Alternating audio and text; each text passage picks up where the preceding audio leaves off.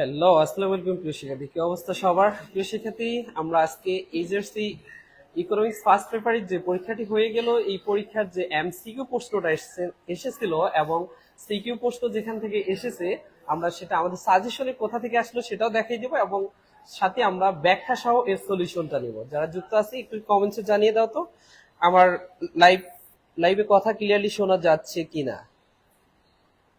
একটু দ্রুত জানিয়ে দাও ক্লিয়ারলি শোনা যাচ্ছে কিনা। আর আমরা এই কিছুক্ষণের মধ্যে শুরু করতে যাব আজকের যে পরীক্ষার প্রশ্নটি এসেছে সেটা সমাধান নিয়ে। হ্যাঁ, ওকে, অলরেডি আমাদের সাথে যুক্ত হয়ে যাচ্ছেন অনেকে। যারা যুক্ত হচ্ছেন সবাইকে ধন্যবাদ। তবে একটু বাকিদের যুক্ত করে নেওয়ার জন্য আমি সময় চেয়ে নিচ্ছি। আর কথা ক্লিয়ারলি শোনা যাচ্ছে কিনা একটু জানাবা।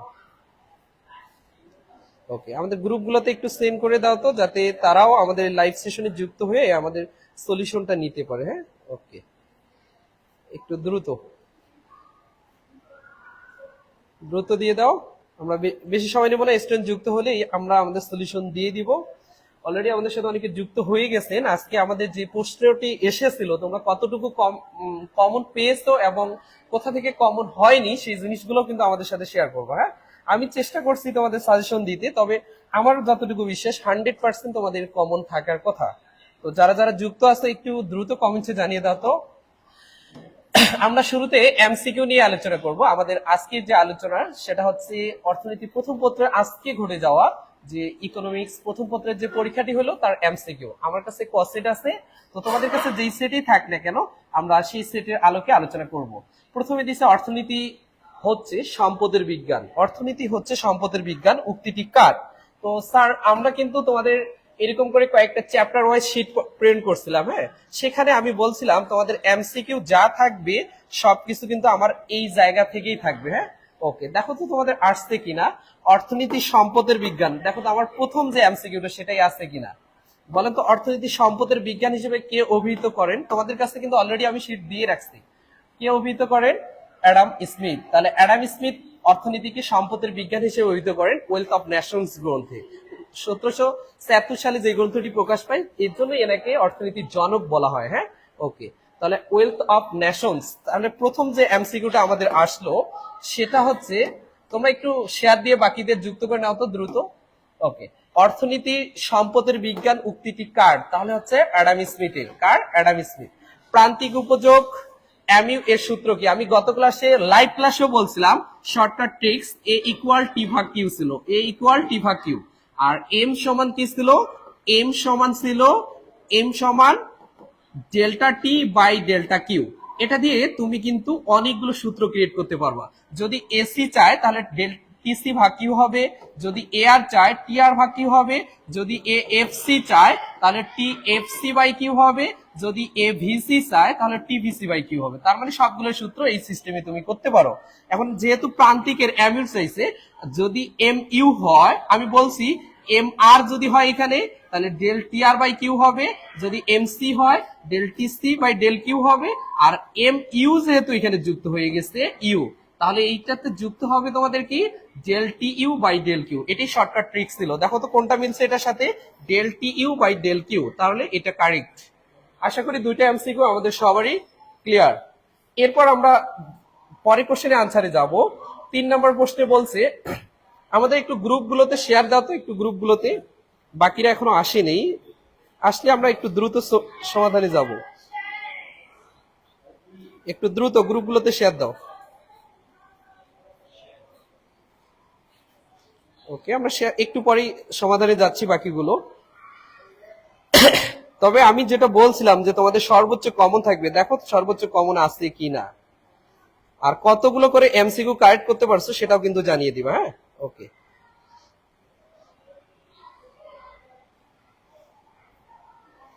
একটু আমি একাই পারতেছি না, তোমরা একটু শেয়ার দাও। ওকে, তো এরপর যেটা ছিল 3 নম্বর প্রশ্ন, বিলাসজাত দ্রব্য। বিলাসজাত দ্রব্য কোনটারে বলে? ভ্যাবলিন গুডস। ভ্যাবলিন গুডসটা হচ্ছে যেটা শৌখিন জাতীয় দ্রব্য সেটাকে ভ্যাবলিন গুডস বলে। ধরো আমি ধরলাম একটা মোবাইল ফোনের কথা। এই মোবাইল ফোনে কিন্তু ভ্যাবলিন গুডস। এখন মোবাইল ফোন দুইটা পণ্য নিলাম, একটা পণ্য হচ্ছে ধরলাম অপ্পো, আর একটা ধরলাম ভিভো। দুইটা অপ্পো একটা ফোন মনে করো 14,000 500 টাকা দাম, আর ভিভোর একটা ফোন হচ্ছে 14,000 টাকা ধরো। এখন একটা ধরলাম 14,500 আর একটা হচ্ছে 14,000। এখন কোন কারণে এই ভিভো ফোনের দাম যদি সামান্য বৃদ্ধি পায়, অর্থাৎ 14,300 টাকা হয়, এই অপো ফোন কেনার যদি 10 জন ক্রেতা থাকে, ভিভো ফোন কেনার জন্য যদি 10 জন ক্রেতা থাকে, কোন কারণে এর দাম সামান্য বেড়ে যাওয়ার ফলে এই 10 জনের প্রায় 8 জন এসে কিন্তু অপো ফোন কেনা শুরু করবে। তার মানে 18 জনই অপো ফোন কিনবে। এই কারণে ভ্যাবলেন গুডস গুলো হচ্ছে কি, দামের সামান্য একটু পরিবর্তন হলে চাহিদার ব্যাপক পরিবর্তন হয়। তাহলে দামের সামান্য পরিবর্তনের ফলে চাহিদার ব্যাপক পরিবর্তনটাকে বলা হয় তোমার হচ্ছে স্থিতিস্থাপক চাহিদা। আর স্থিতিস্থাপক চাহিদার ক্ষেত্রে ইপির মানটা কি হয়, 1 থেকে বেশি হয়। ইপির মানটা কি হয়, 1 থেকে বেশি হয়। তাহলে ইলাস্টিসিটি অফ প্রাইস হচ্ছে 1 এর তুলনায় বেশি হবে। কোনটা তাহলে? এটা কারেক্ট আনসার হচ্ছে গ। আমরা এই ক্লাসটাও কিন্তু স্থিতিস্থাপকতার ক্লাসে করছিলাম। এরপরে দেখো 3 নম্বর প্রশ্ন, যেটা উদ্দীপকের আলোকে চাহিদা স্থিতিস্থাপকতা কত। আমরা জানি চাহিদা স্থিতিস্থাপকতার সূত্র delta Q divided by delta P into P by Q.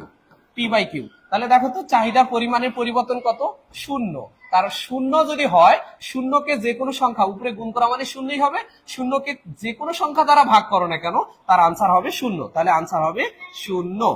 শূন্যকে যে কোনো সংখ্যা দ্বারাই ভাগ করো না কেন আনসার 0, অত বেশি করার দরকার নেই। তারপরে যেটা আসে যে পরের প্রশ্ন যেটা ছিল তোমার 5 নম্বর প্রশ্ন, যে উদ্দীপকের চাহিদা সূচি কোন ধরনের দ্রব্যের সাথে সম্পর্কিত। তুমি যদি একটু রেখা অঙ্কন করো, এই পাশে আমি দাম ধরছি, দ্রব্যের দাম, আর নিচে আমরা কিন্তু কোয়ান্টিটি অফ ডিমান্ড, চাহিদার পরিমাণটা ধরছি। চাহিদার পরিমাণ ফিক্সড 5, দাম হচ্ছে মনে করো তোমার 9, 10, এমনটাই ধরলাম। হ্যাঁ, দাম হচ্ছে 9, 10, আর চাহিদার পরিমাণ হচ্ছে ফিক্সড। তাহলে দেখো তো দামের পরিবর্তন কিন্তু চাহিদার কোনো পরিবর্তন আসছে না। দামের পরিবর্তনের ফলে চাহিদার যদি কোনো পরিবর্তন না হয়, দামের যতই পরিবর্তন হোক না কেন, চাহিদার যদি কোনো পরিবর্তন না হয় সেটা অস্থিতিস্থাপক দ্রব্য হয়। যেমন আমি যদি বলি চাল, একটা ফ্যামিলিতে মনে করো 5 কেজি চালের প্রয়োজন। কত কেজি? 5 কেজি। 1 কেজি চালের দাম হচ্ছে তোমার 80 টাকা। 1 কেজি চালের দাম ধরলাম 40 টাকা। কত টাকা? 40 টাকা। এখন এটা দ্বিগুণ হয়ে 80 টাকা হয়েছে। বলো তো ওই ফ্যামিলি কি 5 কেজি চাল থেকে খাওয়া কমাই কি 2.5 কেজিতে নিয়ে আসবে? কখনোই না। চালের দাম যতই বাড়ুক না কেন, এটা আমার নিত্য প্রয়োজনীয় দ্রব্য, আর নিত্য প্রয়োজনীয় দ্রব্য আমাকে প্রয়োজন, এটা নিতেই হবে। দামের উপরে এটার প্রভাব পড়ে না। তাহলে এখানে বলছে দামের পরিবর্তন যতই হোক না কেন চাহিদার পরিবর্তন তেমন নেই। তাহলে অস্থিতিস্থাপক দ্রব্য, আর অস্থিতিস্থাপক দ্রব্যগুলো হয় নিত্য প্রয়োজনীয় দ্রব্য, যেমন চাল, ডাল, আলু, জিরা, মরিচ, লবণ, এই টাইপের। হ্যাঁ, তাহলে আমাদের এটার আনসার কোনটা হবে? তাহলে এটা হচ্ছে নিত্য প্রয়োজনীয় দ্রব্য। এই যে নিত্য প্রয়োজনীয় দ্রব্য, জিনিসটা কি বুঝতে পারছি? ওকে। এরপর যেটা চাহিদা রেখার ডান দিকে স্থানান্তর হওয়ার কারণ কি, গত ক্লাসে অর্থাৎ গত রাত্রে আমি লাইভ ক্লাস নিয়েছিলাম, সেখানে দেখাইছিলাম এটা হচ্ছে চাহিদার মূল চাহিদা রেখা ডান দিকে স্থানান্তর হওয়া বা বাম দিকে স্থানান্তর হওয়া, এটাকে বলে চাহিদা হ্রাস বৃদ্ধি। কি বলে? হ্রাস বৃদ্ধি। এটা চাহিদা হ্রাস বৃদ্ধি হওয়ার পিছনে রিজন হচ্ছে দামটা কিন্তু স্থির, অন্যান্য অবস্থার পরিবর্তন, যেমন ক্রেতার আয়, রুচি, অভ্যাস, পছন্দ, পরিপূরক ও পরিবর্তক দ্রব্যের দাম, এটার পরিবর্তন হবে। জিনিসটা কি বুঝতে পারছি? তাহলে এখানে হচ্ছে কি চাহিদা হ্রাস বৃদ্ধির ফলে কি রুচি, অভ্যাস এর পরিবর্তন হয়, রাইট? ভোক্তার আয় বৃদ্ধি পায়, রাইট? বিকল্প দ্রব্যের দাম বৃদ্ধির ফলে, তাহলে হ্যাঁ এটাও রাইট। তাহলে উত্তর হচ্ছে তিনটাই। কারণ যে দ্রব্যটা আছে সেটা দ্রব্যের দাম কিন্তু ঠিক থাকতে হবে, যে দ্রব্যটা আছে সেই দ্রব্যের দাম ঠিক থাকবে। ক্রেতার আয়, রুচি, অভ্যাস, পছন্দ মানে অন্যান্য অবস্থা যেগুলো সেটা পরিবর্তন হবে, সেটাই হচ্ছে চাহিদা স্থানান্তর অর্থাৎ হ্রাস বৃদ্ধি। তাহলে কারেক্ট আনসার 1, 2 ও 3। যারা যুক্ত আছে একটু জানাও যে হচ্ছে কিনা তোমাদের। এরপর দেখো 7 নম্বর, যেটা 7 নম্বরে বলছে দ্রব্যের অতিরিক্ত 1 একক বিক্রয়ের ফলে। আমি কিন্তু গত ক্লাসে অনেকবার বলছি প্রান্তিক মানে কি, প্রান্তিক মানে কি শর্টকাট টেকনিকে বুঝাই দিয়েছিলাম। প্রান্তিক মানে অতিরিক্ত 1 একক, অতিরিক্ত 1 একক বলছিলাম, দেখো, এবং লাইভ ক্লাসটাও আছে। প্রান্তিক মানে হচ্ছে অতিরিক্ত 1 একক। তাহলে অতিরিক্ত 1 একক মানেই তুমি খেয়াল করবা সেটা প্রান্তিক, যেহেতু বিক্রয় হয়েছে সেখান থেকে আয় হবে, তাহলে প্রান্তিক আয় আছে। কি প্রান্তিক আয়? এই যে, তাহলে আনসার হবে প্রান্তিক আয়। এরপরে প্রশ্ন আসছে মোট উৎপাদন 10 একক, মোট স্থির, মোট উৎপাদন কিন্তু 10 একক, তাহলে কিউ এর মান হচ্ছে 10। এখন মোট স্থির ব্যয় টিএফসি এর মান হচ্ছে, টিএফসি এর মান হচ্ছে কত? 20। তারপর আরেকটা হচ্ছে মোট পরিবর্তনীয় ব্যয় টিভিসি, টিভিসির মান হচ্ছে কত? 180 হলে গড় উৎপাদন কত? আমরা জানি এ পি ইকুয়াল গড় ব্যয় কত, গুড। তাহলে AC equal average cost equal TC ভাগ কিউ, টিসি বাই কিউ, এটাই হচ্ছে সূত্র। তাহলে মোট ব্যয় কত, 200, তা 80, 180 আর 20 যোগ করলে 200 ভাগ কিউ কত, 10, 200 কে 10 দ্বারা ভাগ করলে আনসার হবে 20। কারেক্ট আনসার হচ্ছে 20। দেখো তো 20 আছে কিনা। ওকে, এরপর দেখো একবারই সহজ কিন্তু এমসিকিউ প্রত্যেকটাই। সমজাতীয়, এটা চতুর্থ অধ্যায় থেকে আসছে, সমজাতীয় দ্রব্য উৎপাদনকারী সকল ফার্মের সমষ্টিকে শিল্প বলে। সকল প্রতিষ্ঠান, প্রতিষ্ঠান মানেই খেয়াল করবা ফার্ম, প্রতিষ্ঠানটাই হচ্ছে ফার্ম, তাহলে ফার্মের সমষ্টিকে কি বলে, শিল্প বলে। এটাই হচ্ছে আনসার। এরপরে প্রশ্ন যেটা বলছে যে একচেটিয়া বাজারে, একচেটিয়া বাজারে, একচেটিয়া বাজারটা আমরা যদি একটু দেখি, একচেটিয়া বাজারে হয় এটা হচ্ছে এআর রেখা, এটাই পি রেখা, তার নিচে অবস্থান করে এমআর রেখা। ওকে, এখন বলছে এআর ও এমআর উভয় বাম দিক থেকে ডান দিকে নিম্নগামী। হ্যাঁ অবশ্যই দুটোই বাম দিক থেকে ডান দিকে নিম্নগামী।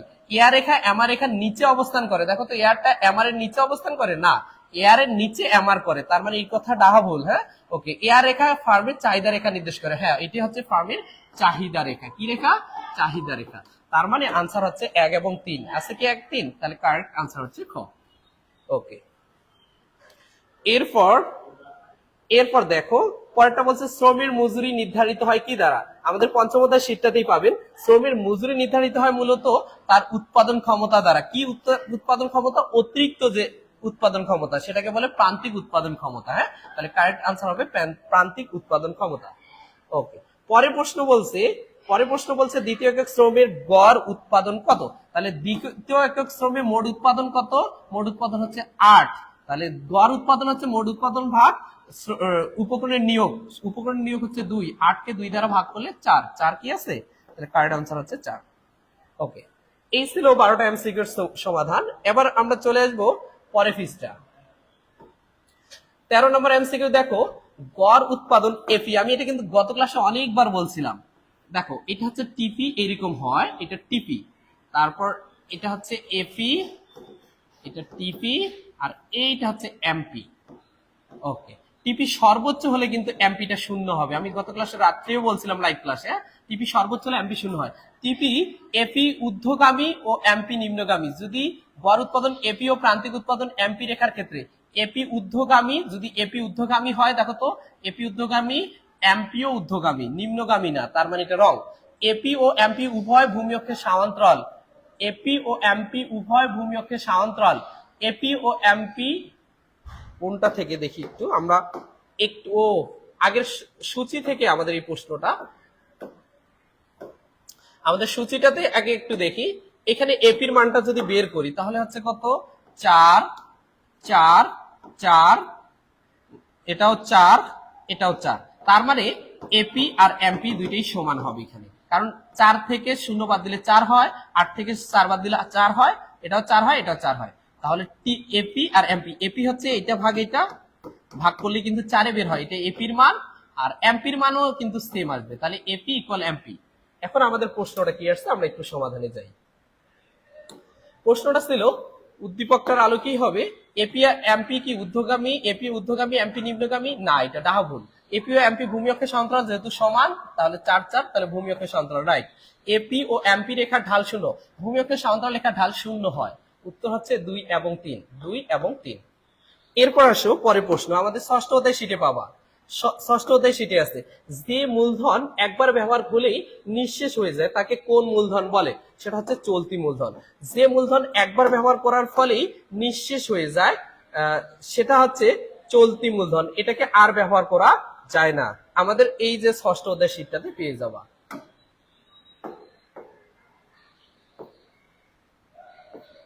এই যে মূলধন ছিল, মূলধনের বিভিন্ন প্রকারভেদ আছে, চলতি মূলধন, স্থায়ী মূলধন, চলতি মূলধন।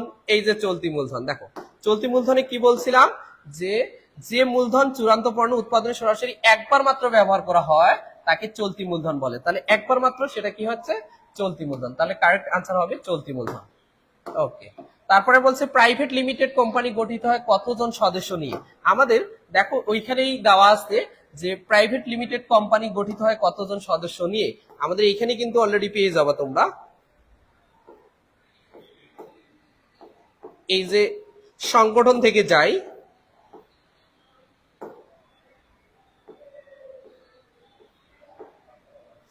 এই অংশীদারি কারবারে হচ্ছে 2 থেকে 20 জন। অংশীদারি কারবারে কয়জন? 2 থেকে 20 জন। প্রাইভেট লিমিটেড কোম্পানিতে 2 থেকে 50 জন। কতজন দেখো তো? এই যে প্রাইভেট লিমিটেড কোম্পানিতে 2 থেকে 50 জন, তাহলে সর্বনিম্ন কতজন হতে হবে? 2 জন। সর্বনিম্ন কতজন হতে হবে? 2 জন। তাহলে দেখো আমাদের শীটে কিন্তু সব জিনিসই আছে। তাহলে 2 থেকে 50 জন আছে কি? 2 থেকে 50 জন, এই যেটা সর্বনিম্ন 2 জন। আমার শীটে কিন্তু দেওয়াই আছে এগুলো। হ্যাঁ, এরপর এটা চতুর্থ অধ্যায় থেকে আসছে তোমাদের। তো এখানে কি বলছে একটু দেখি। প্রশ্নটা যে বলছে, আমি একটু ছোট করে দিই। ওকে, প্রশ্নটাতে বলছে উদ্দীপকের ভারসাম্য বিন্দু কোনটি? আমি বলছি এমসি সমান এমআর, এটা হচ্ছে ভারসাম্যের প্রয়োজনীয় সত্য। তাহলে এমসি আর এমআর, দেখো তো এমসি রেখা আর এমআর রেখা দুইটা এসে ঠাস করে লাগছে কোন বিন্দুতে? জে বিন্দুতে। তাহলে ভারসাম্য বিন্দু হচ্ছে জে। উদ্দীপকে এ আর ও এমআর রেখা নিম্নগামী। হ্যাঁ, দেখতেই পাচ্ছ দুটো নিম্নগামী। এ আর বড়, এমআর ছোট। অবশ্যই এর উপরে আছে, এমআর নিচে আছে, এটাও রাইট, এটাও রাইট। ফার্মটি দাম গ্রহীতা। একচেটিয়া বাজারকে বলা হয় দাম সৃষ্টিকারী, তার মানে এটা না। উত্তর হবে 1 ও 2, 1 ও 2। তাহলে পুনঃপ্রতিমূলক বাজারকে দাম গ্রহীতা বলা হয়, যেহেতু এটা একচেটিয়া বাজারে, তাহলে এটা হবে। এরপর সে স্বল্পকালে কোন খাজনা উদ্ভব হয়? স্বল্পকালে আমাদের কিন্তু নিম খাজনা উদ্ভব হয়। স্বল্পকালে কোন খাজনা উদ্ভব হয়? নিম খাজনা। আমাদের শীটে কিন্তু দেওয়াই আছে, দেখো স্বল্পকালে কোন খাজনা উদ্ভব হয়? এই যেটা নিম খাজনা। দেখো আমি স্টার দিয়ে রাখছি তোমাদের জন্য। এই যেটা কি বলা আছে? স্বল্পকালে মানব সৃষ্ট উপকরণ থেকে যে খাজনাটা হয় সেটাকে কি বলে? নিম খাজনা।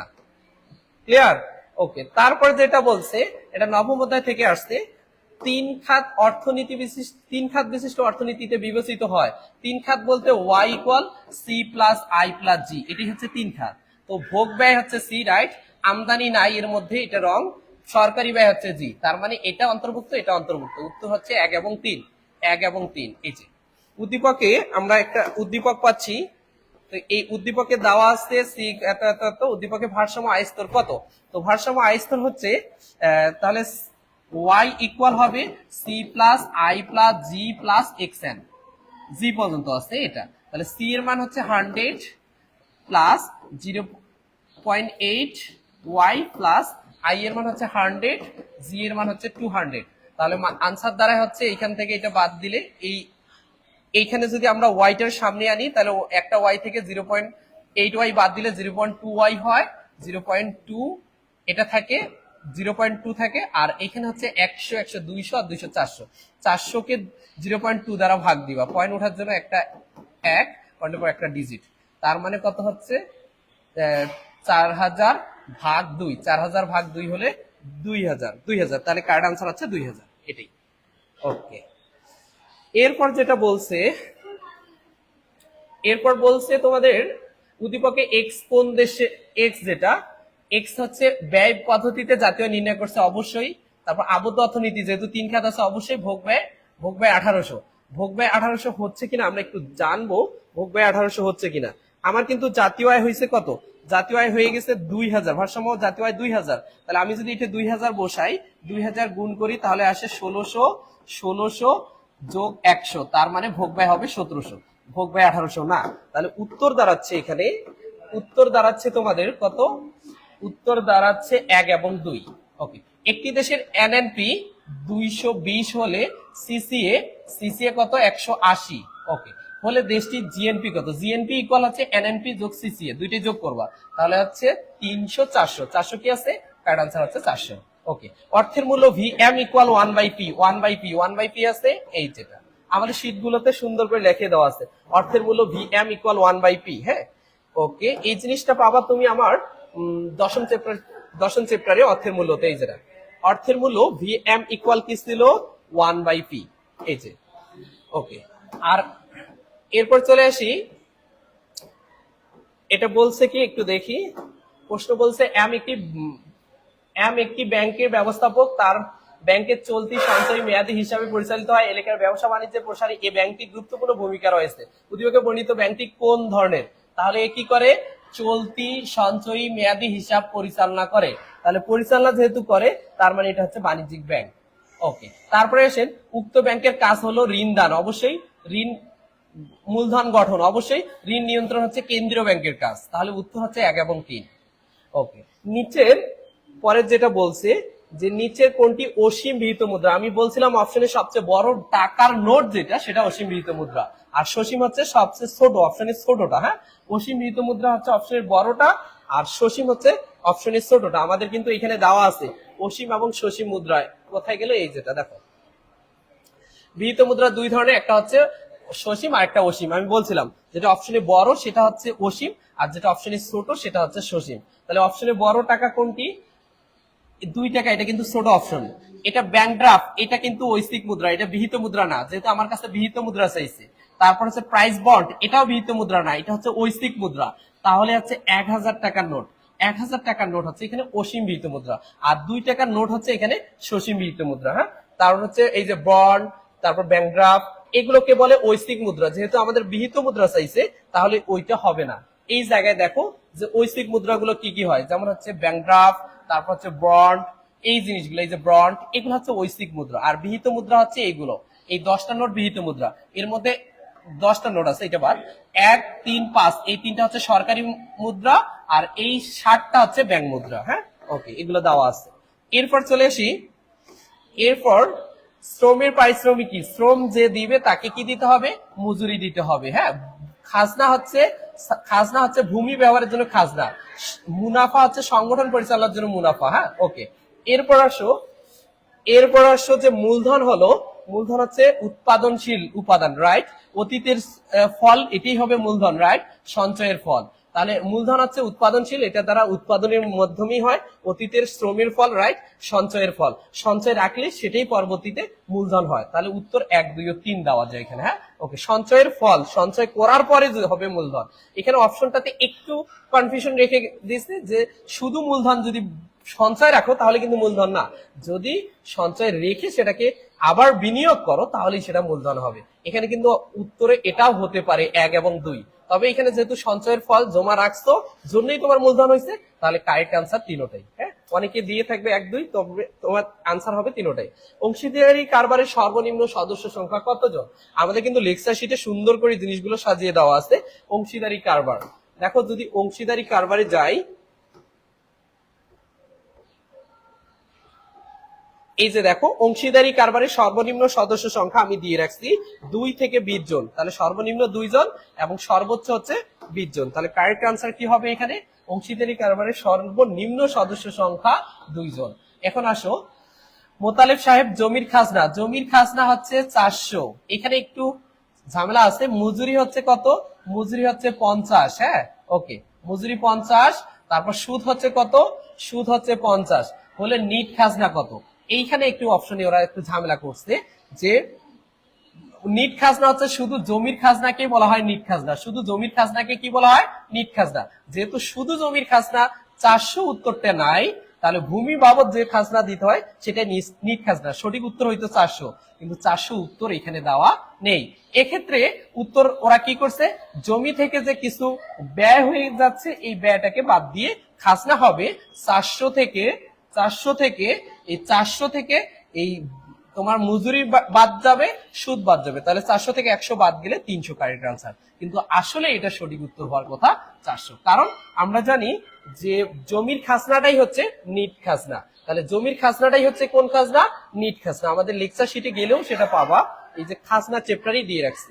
শুধু জমি ব্যবহারের জন্য বা ভূমি ব্যবহারের জন্য তার মালিককে যে খাজনা দিতে হয় তাকে নিট খাজনা বা উপখাজনা বা আধা খাজনা বলে। হ্যাঁ, ওকে, এই যেটা এখানে পাওয়া। নিট খাজনা কি? দেখো, নিট খাজনা হচ্ছে শুধু ভূমি ব্যবহারের জন্য তার মালিককে যে পরিমাণ অর্থ দেওয়া হয় তাকে নিট খাজনা বা অর্থনৈতিক খাজনা বা বিশুদ্ধ খাজনা বলে। হ্যাঁ, এইটাই হচ্ছে নিট খাজনা। আশা করি জিনিসটা ক্লিয়ার। যারা যুক্ত আছেন, কতগুলো হয়েছে একটু কমেন্টসে জানিয়ে দেন তো, একটু বলি। আর সিকিউটা আমার গত ক্লাসে যতটুকু পড়া ছিল তার মধ্যে আসছে কিনা একটু দেখো। সিকিউ কিন্তু অলরেডি আমরা লাস্ট যে সাজেশন দিছি সবগুলো সৃজনশীল আসার কথা তোমাদের। আমি একটু জাস্ট দেখাই দিই, 2 মিনিটের মধ্যেই শেষ করবো, বেশি সময় নিব না। সিকিউ গুলো দেখো, আমি এটা লাস্ট দিয়ে রাখছিলাম যে গতে উৎপাদন সমানা রেখা চাবে, ঘতে চাবে x ইকুয়াল এত, y ইকুয়াল এত, এই ডট ডট দিয়ে। গত ক্লাসে একটা সাজেশন দিছিলাম রাত্রে, দেখিও আমার ভিডিওটাতেই দেওয়া আছে। এই সাজেশনে প্রথম অধ্যায়ের যে সাজেশনটা এটা থেকে আসছে। এটা দুষ্প্রাপ্যতা কি আমার শিটে দেওয়া আছে যে সম্পদের স্বল্পতাকে দুষ্প্রাপ্যতা বলে। দেখো প্রথম অধ্যায় শিটটাতেই এবার আসো দ্বিতীয় অধ্যায় থেকে কি আমি বলছিলাম যে উপযোগ থেকে একটা আসবে, উপযোগ থেকে আসলে গতে বলছিলাম যে টিইউ অথবা এমইউ এইটা চাবে, তার মধ্যে আসছে কি মোট উপযোগ টিইউ সূচি। টিইউ সূচি কি হবে, এম থেকে টি হলে যোগ, জাস্ট এটার সাথে এইভাবে একটা যুক্ত করে দিবা, 20 35 তারপর 10 45 বাংলায় লিখিও 50 50 45, এটাই আনসার। হ্যাঁ ওকে, হতে বলছি মোট উপযোগ ও প্রান্তিক উপযোগের মধ্যকার সম্পর্ক, এবং আরেকটা প্রশ্ন দিছিলাম ক্রমশ প্রান্তিক উৎপাদন উপযোগ বিধি। তো এই দুইটার মধ্যে মোট উপযোগ ও প্রান্তিক উপযোগের মধ্যকার সম্পর্ক আসছে, দুইটা ঘর দিয়েছিলাম। হ্যাঁ দেখো চলে আসছে সেখানে। এরপর যেটা দুইটা পাইলাম, এরপর এটা আমরা কিন্তু ভারসাম্য থেকে পড়ছিলাম, গত ভারসাম্য দাম ও পরিমাণ নির্ণয় করতে বলছে, হয়ে গেছে। তাহলে ভারসাম্য দাম পরিমাণ কি, কিউডি ইকুয়াল কিউএস করে মানটা বসিয়ে দিবা, হয়ে যাবে। তাহলে বিপরীত চিহ্ন হলে যোগ, তাহলে কত হয় 12, আর এটা বিপরীত চিহ্ন হচ্ছে 4। তাহলে ভারসাম্য দাম 3 টাকা বের হবে, পরিমাণ হবে 3 দুগুণী 6, 10 থেকে 6 বাদ দিলে 4, তাহলে পরিমাণ হবে তোমার 4 একক। তাহলে কিউ এর মানটা হবে 4 একক, কিউ বার হচ্ছে 4, আর পি বারের মান হচ্ছে 3, এটা বের হবে তোমাদের। হ্যাঁ ওকে, আর দাম হ্রাস বৃদ্ধির ফলে ভারসাম্যের উপর কিরূপ প্রভাব পড়বে, গত ক্লাসে রাত্রেই কিন্তু এই জিনিসটা দেখাইছি। ওকে, তারপরে এসো এটা, এটা তো আরো সহজ দিচ্ছে, এটা আরো সহজ দিচ্ছে টিসি নির্ণয়। টিসি ইকুয়াল হচ্ছে আমরা পড়ছিলাম TC equal TFC plus TVC, TFC plus TVC আমাদের লাইভ ক্লাস গুলোতেই আছে। তাহলে টিএফসি এবং টিভিসি দুইটা যোগ করলে টিসির মান বের হবে, শেষ। আর ঘতে এটা আমি 100% বলছিলাম যে আসবেই, গত ক্লাসে লাস্ট নাইটে এটা করাইছি লাইভে। এসি ও এমসি এর মধ্যকার সম্পর্ক, এসি ও এমসি এর মধ্যকার সম্পর্ক ছিল এইভাবে, উত্তরের প্রথম দিকে এসি এমসি সমান থাকে, উভয় লম্বকের একই বিন্দু থেকে শুরু হয়। এসি হ্রাস পেলে এমসি হ্রাস পায়, তবে এসি যে হ্রাস পায় এমসি তার চেয়ে অধিক হ্রাস পায়। এসি রেখার সর্বনিম্ন বিন্দুতে এমসি রেখা নিচের দিক থেকে ছেদ করে উপরের দিকে ওঠে, এসি বৃদ্ধি পেলে এমসি বৃদ্ধি হয়, তবে এসি যে হারে বৃদ্ধি পায় এমসি তার চেয়ে অধিক হারে বৃদ্ধি পায়, শেষ। এই আনসারটা এখানে। ওকে, তারপরে চতুর্থ অধ্যায় থেকে একটা কোশ্চেন আসছে, সেখানে বলছে গতে ভারসাম্য বিন্দুতে মোট ব্যয় ও মুনাফার পরিমাণ নির্ণয় করো। মুনাফার পরিমাণ এখানে কিন্তু শূন্য বের হবে। হ্যাঁ ওকে, উদ্দীপকের আলোকে গড় খরচ 20 টাকা হলে 20 টাকা কিন্তু এই যে নিচে, তার মানে এসি রেখা কেমন হবে, এসি রেখা নিচ দিয়ে যাবে, আর এই এসি রেখা নিচ দিয়ে যাবে, একটু ভুল করছি, এসি রেখা নিচ দিয়ে যাবে, আর এমসি রেখাটা এইভাবে যাবে এটা। তাহলে এইটা দিয়ে তোমার এই মানটা মুনাফা হবে। মুনাফা হবে কত, 20 থেকে 30 থেকে 20 বাদ দিলে 10 গুণন 100, 1000 টাকা মুনাফা হবে ঘয়ের জন্য। ওকে, কোন ধরনের মুনাফা, অস্বাভাবিক মুনাফা, শেষ। এরপর যেটা, এটা দেখো আমাদের পঞ্চম অধ্যায় শীটে দেওয়া আছে, পঞ্চম অধ্যায় শীটে সুন্দর করে দেওয়া আছে প্রকৃত মজুরি নির্ণয়। প্রকৃত মজুরি একটা নির্ণয়ের সূত্র দিছি তোমাদের পঞ্চম অধ্যায় শীটে, দেখো এই কথা বলি অনেক, পঞ্চম অধ্যায় শীটে তোমাদের প্রকৃত মজুরি নির্ণয়ের সূত্র দিয়ে দিছি।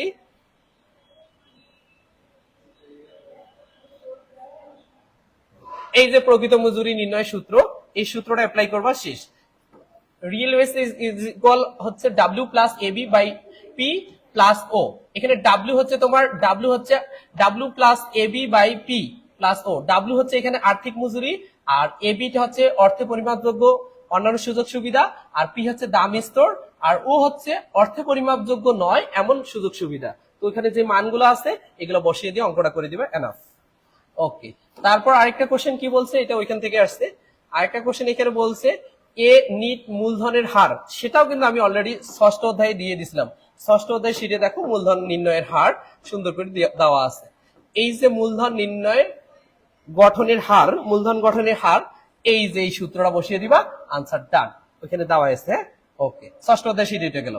এরপর এটা ডান, তারপরে আসো, হ্যাঁ এটা আছে সংগঠন থেকে কোন ধরনের ঋণ বা ঋণ নিয়েছে কোন সংস্থা থেকে, সংগঠন জাস্ট একটু ওখানে থিওরি দেওয়া আছে, সংগঠন অধ্যায়টাতে পড়ে নিবা। হ্যাঁ, সমবায় সংগঠন অনেকগুলো ওখানে দেওয়া আছে। এটা অষ্টম অধ্যায় থেকে এটা বলছে, দিয়ে বলছে চিত্রটি কোন খাজনার সাথে সম্পর্কিত। এই চিত্রটি হচ্ছে কোন খাজনার সাথে সম্পর্কিত, আধুনিক খাজনা তত্ত্বের সাথে যে সম্পর্কিত রয়েছে এই ব্যাখ্যাটা এর সাথে দিবা। তারপর রেখার পরিবর্তন করলে অর্থনৈতিক খাজনার উপর কি প্রভাব পড়বে, জাস্ট ব্যাখ্যা, কিছু নেই এখানে।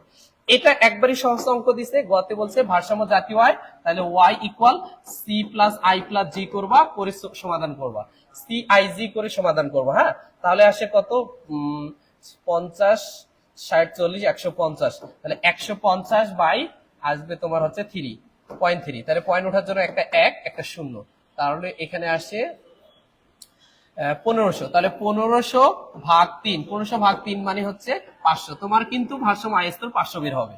আর সরকারি ব্যয় আরো 30 টাকা যুক্ত করে সমাধান করে তুলনা করবা। লাস্ট নাইটে কিন্তু এটা আমি করাই দিছি তোমাদের, লাস্ট 90 এইটা একবারে আমার কিন্তু 100% কমন শীটটাতে দেওয়া আছে। দশম অধ্যায় শীটে তোমাদের যে একটা দশম অধ্যায় শীটে সেখানে কিন্তু দিয়ে রাখছি এই প্যাটার্নের সূত্র। এটার সূত্রটা কি ছিল যে mv plus M prime V prime equal PT. এখন যা চাবে তুমি বের করবা। তোমার কাছে গতে কি চাইছে দাম স্তর নির্ণয়, তাহলে দাম স্তর হচ্ছে পিটিটার সামনে দিয়ে MV plus M prime V prime দিয়ে দিবা, আর শুধু পিটারে রেখে কি করবা MV plus M prime V prime by T করে দিবা। হ্যাঁ, মানটা বসিয়ে দিবা, আনসার বের হবে। মানটা বসিয়ে দিবা, আনসার বের হবে। আমি অতগুলো বলতেছি না, একটু করে নিও ওখানে। তারপর বলছে এম দ্বিগুণ এম প্রাইম দ্বিগুণ, এম ওয়ান দিছে বা প্রাইম একই জিনিস, এম দ্বিগুণ এম প্রাইম দ্বিগুণ। এই রিলেটেড কিন্তু তোমাদের একটা অলরেডি আমি এই টাইপের অঙ্কও করাইছিলাম এবং ব্যাখ্যাও দিছি লাইভ ক্লাসে। দেখো তোমার এই শীটটাতেই সুন্দর করে দেওয়া আছে কিনা। কোথায় গেল এই যেটা দেখো, এই যে আমি সূত্রটা কিন্তু অলরেডি দিয়ে রাখছি, আর দ্বিগুণ হলে এটা দিয়ে অঙ্কটা করবা শেষ। এখানে আগে প্রাথমিক মানটা বসিয়ে দিবা, তারপর দ্বিগুণটা দিবা। এটা এই অর্ধেকের দরকার নাই, তোমার হচ্ছে দুইটা মান দিয়ে শেষ।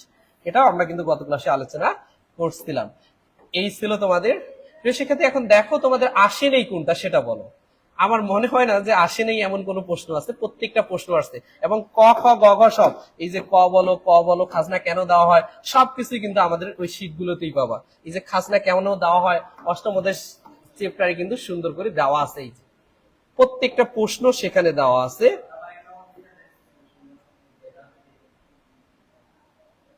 কোথায় গেল, এখানে দেওয়া আছে সব, খাজনা কেন দেওয়ার বা খাজনা দেওয়ার কারণ। খাজনা দেওয়ার কারণ এই যেটা খাজনা কেন দেওয়া হয়, খাজনা দেওয়ার কারণ সবকিছু কিন্তু তোমাদের দেওয়া আছে। তো এই ছিল তোমাদের সমাধান।